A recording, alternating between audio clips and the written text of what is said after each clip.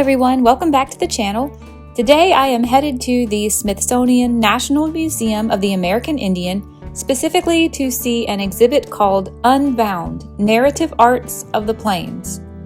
Because there is so much to see in this exhibit, I am breaking it into two parts, and in this first video we will mostly be looking at native art from centuries past. Part 2 will cover more contemporary native art, and that video will come out on our channel right after this one. I hope you enjoy watching.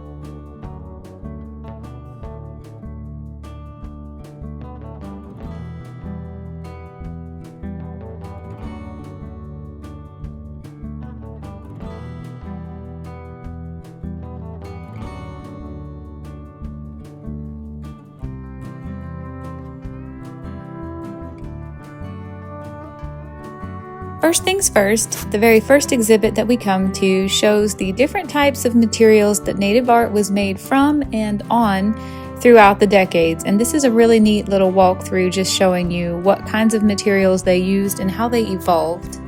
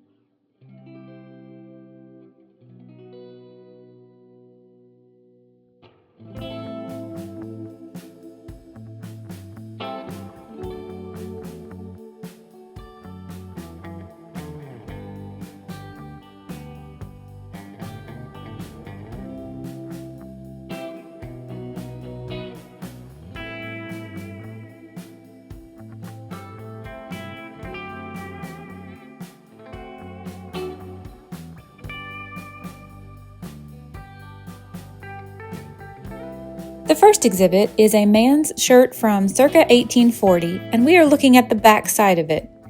It is made of deer, horse hair, porcupine quills, human hair, glass pony beads, paint, pigment, and sinew.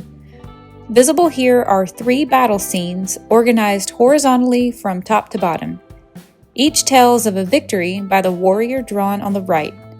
The victor is the same individual, as indicated by a repetition of a shield bearing 2 dots, each with a zigzag. He moves from right to left, first overtaking a standing enemy holding a rifle, then using the captured rifle against a second, long-haired enemy who holds a tomahawk. The symbols show that he took away the enemy's tomahawk. The war bonnet and military frock indicate that the victor is respected in his community.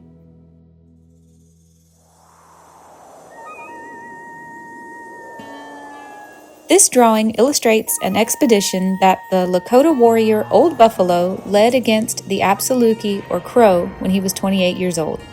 I'm going to apologize right here for anything that I mispronounce. I'm trying to follow a phonetic guide in the descriptions, but I may be mispronouncing these things, and I'm very sorry. Please correct me down below. This band of Lakota had been living in the Queensland, which is modern-day Canada, but they had traveled into the United States on a buffalo hunt. One night, the Absaluki stole the Lakota horses, so Old Buffalo and 12 others set out to retaliate. The fully drawn figure in red represents Old Buffalo entirely surrounded by Absaluki warriors, who are shown only as heads. The scene in the upper right corner with a figure in black depicts a fasting ceremony probably conducted before the battle.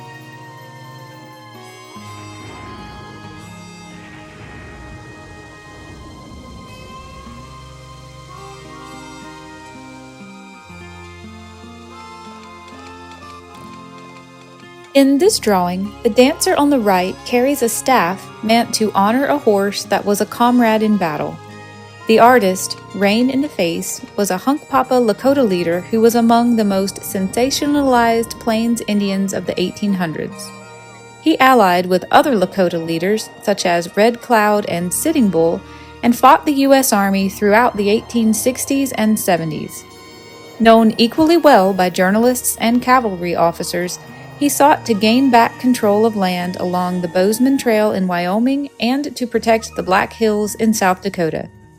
In 1876, Rain in the Face was one of the leading warriors in the defeat of Lieutenant Colonel George A. Custer and the 7th Cavalry at the Battle of the Little Bighorn.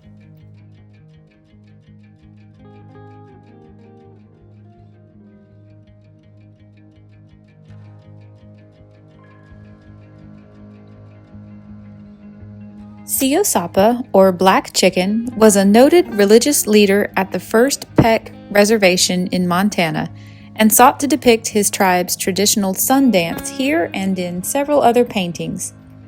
The upper part of this painting shows the Medicine Lodge, a circular arbor with a center pole and an entrance facing east, set up in the middle of the tribe's camp circle. 5 participants in the ceremony are pictured. 4 blow whistles made of eagle wing bones as they dance in place.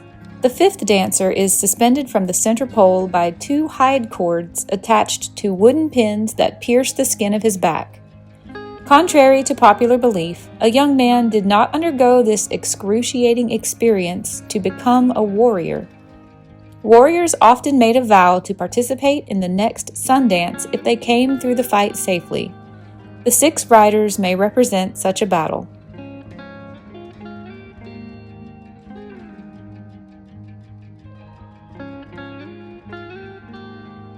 Only women whose relatives had been killed in battle could wear these decorated dresses.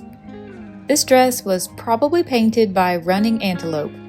It depicts exploits in Hunkpapa Lakota battles with the Arikara. Dresses of this type are extremely rare.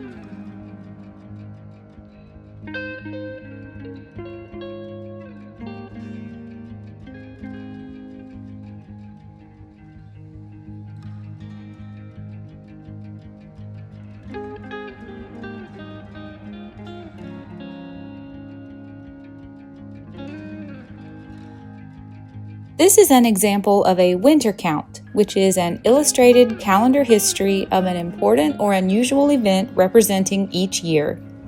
The annual cycle is marked from winter to winter, hence the calendar's name. Each Plains community may have kept its own winter count.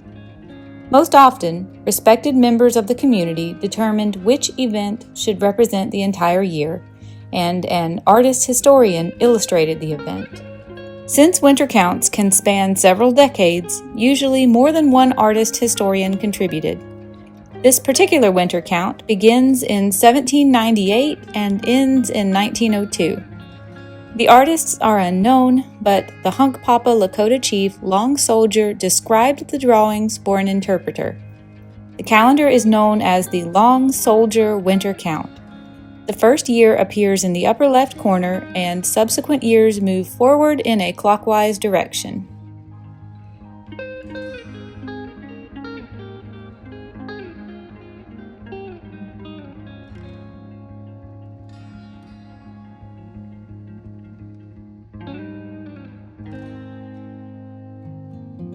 This elkskin robe records the war honors of Mountain Chief, a chief of the Blackfeet.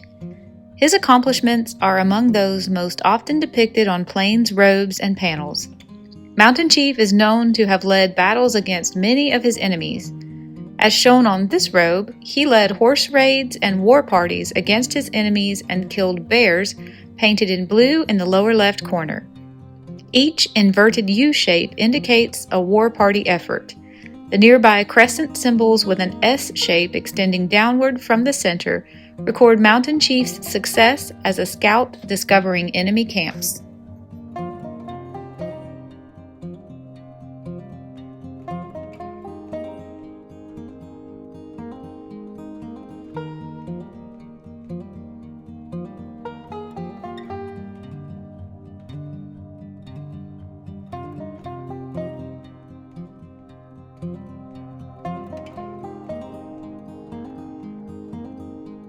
This is a piece of contemporary art, but I've included it anyway because it depicts 6 scenes of war deeds achieved by the great-grandfather of an artist named David Dragonfly. David painted this elk hide in honor of his great-grandfather Little Calf. Little Calf was the head chief of the Blackfeet in the mid-1800s. Scenes C and E depict Little Calf raiding enemy horses. Scene D shows a hunt in which buffalo are driven over a cliff. David Dragonfly was born in Montana and raised on the Blackfeet Reservation, and he often depicts Blackfeet heritage in his work. More contemporary Native art will be included in Part 2 of this exhibit if you'd like to watch that also.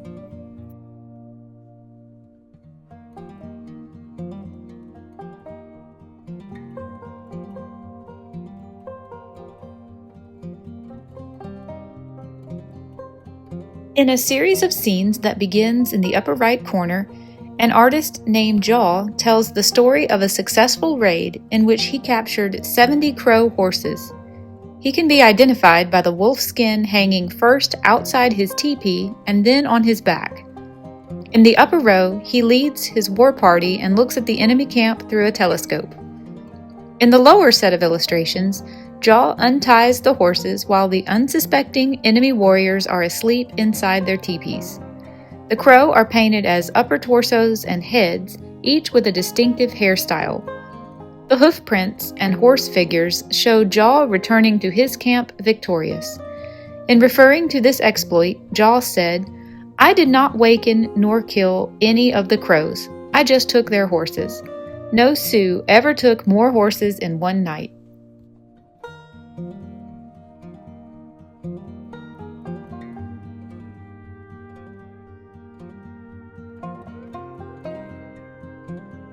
No Heart was a well-known Yanktonai medicine man. He took part in the Sundance ceremony at age 20 and had 100 scars on each arm. The lower half of this painted muslin depicts what appears to be a battle or a mock battle. The upper left corner shows a victory dance and the upper right a Sundance scene.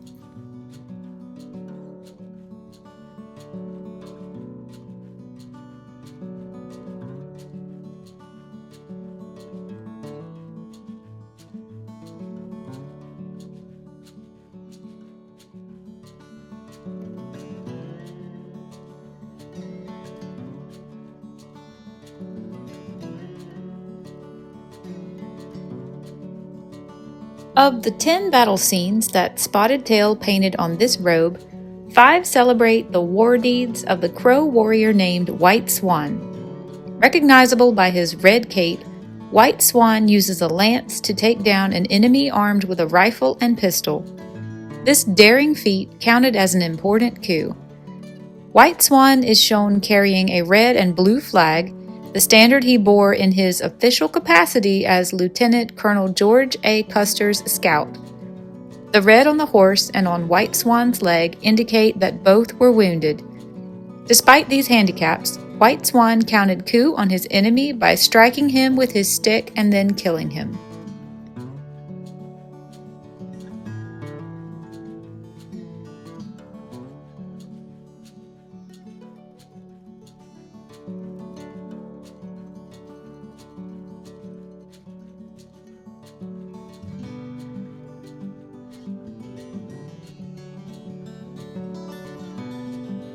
Some of the best-known works of Plains narrative art were created by Southern Plains warriors who were incarcerated from 1875 to 1878 at Fort Marion in St. Augustine, Florida. 72 Cheyenne, Arapaho, and Kiowa men were arrested at the end of the Red River War and held at a military prison in an attempt to ensure the peaceful behavior of their tribes. Officials encouraged the prisoners to produce objects for the tourist trade, providing them with drawing paper, pencils, ink, crayons, and paint. Many of the warriors responded with illustrations of pre-reservation life on the plains, as well as their new experiences of incarceration. Much of their work is now in museum collections, and their style is often emulated by contemporary ledger artists.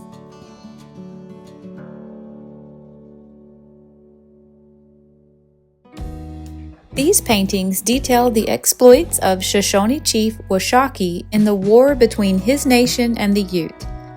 Revered for statesmanship and respected in battle, Chief Washakie united his people into a significant political and military force. A skilled orator and charismatic figure, he successfully negotiated land and education settlements for the Shoshone.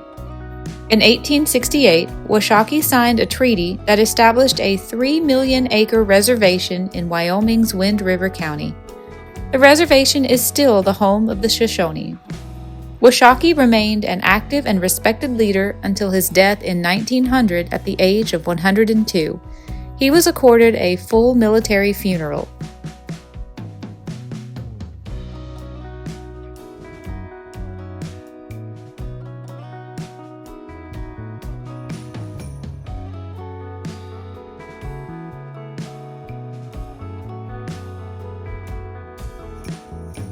Okay everyone, I hope you enjoyed this video on the older, more historical art on display at the Unbound Narrative Arts of the Plains exhibit at the American Indian Museum. Thank you so much for watching this far. If you're interested in more contemporary native art also, that video is out on our channel if you'd like to see the other half of this exhibit. I'll see you another day in another adventure.